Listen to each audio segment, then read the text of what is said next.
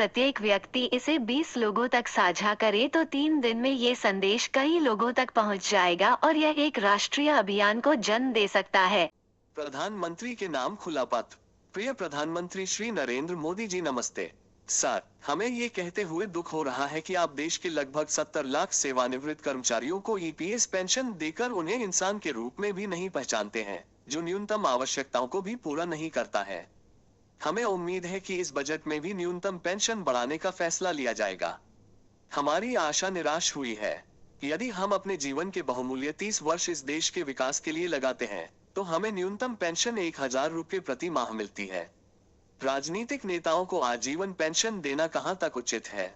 इससे सरकारी खजाने को काफी नुकसान हो रहा है। जहां तक हमारी जानकारी है, हम आपको एक सांसद को सरकार द्वारा दिए जाने वाले वेतन और पेंशन के बारे में याद दिलाना चाहेंगे। भारत में एक सांसद का मूल वेतन 1 लाख रुपए प्रति माह है। इस राशि को निर्धारित करने का उद्देश्य 2018 के वेतन वृद्धि के बाद उनके वेतन को मुद्रास्फीति की दरों और जीवन की बढ़ती लागत के अनुरूप लाना था। भत्ते। सांसदों को अपने कार्यालयों को अद्यतित रखने और अपने संबंधित जिलों में मतदाताओं से बातचीत करने की लागत का भुगतान करने के लिए निर्वाचन क्षेत्र भत्ते के रूप में 70,000 रुपये का भत्ता मिलता है।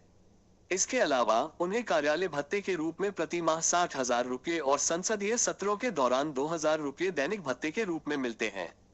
इसके अलावा सांसदों को फोन और इंटरनेट उपयोग के लिए सालाना 1.5 लाख रुपए का भत्ता भी मिलता है। वे अपने और अपने परिवार के लिए प्रति वर्ष 34 मुफ्त घरेलू उड़ानों का आनंद लेते हैं और पेशेवर और व्यक्तिगत उपयोग के लिए किसी भी समय प्रथम श्रेणी की ट्रेन यात्रा करते हैं। वे सड़क का उपयोग करने पर माइलेज भत्ते का भी दावा कर सकते हैं। सांसदों को सालाना 50,000 यूनिट बिजली और 4,000 किलोलीटर पानी भी मुफ्त मिलता है। आवास। अगर यह पर्याप्त नहीं था, तो सरकार उनके आवास और रहने की जगह का भी ख्याल रखती है। अपने 5 साल के कार्यकाल के दौरान सांसदों को प्रमुख इलाकों में किराए मुक्त आवास प्रदान किया जाता है। उन्हें अपनी वरिष्ठता के आधार पर छात्रावास के कमरे, अपार्टमेंट या बंगले मिल सकते हैं।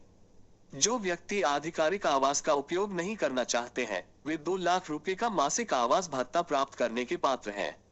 स्वास्थ्य सेवा। केंद्र सरकार स्वास्थ्य योजना CGHS के तहत सांसदों और उनके तत्काल परिवारों को मुफ्त चिकित्सा देखभाल उपलब्ध है। इसमें भाग लेने वाले निजी अस्पतालों के साथ साथ सरकारी अस्पतालों में देखभाल शामिल है। पेंशन। संसद में एक कार्यकाल पूरा करने के बाद पूर्व सांसद 25,000 रुपये प्रति माह पेंशन के पात्र होते हैं। उन्हें सेवा के प्रत्येक अतिरिक्त वर्ष के लिए 2,000 रुपये की मासिक वृद्धि मिलती है। ये वेतन उन्हें पद पर रहते हुए दिया गया था। मंत्रियों, विधायकों और अन्य जनप्रतिनिधियों को पद से हटने के बाद असीमित पेंशन क्यों मिल रही है?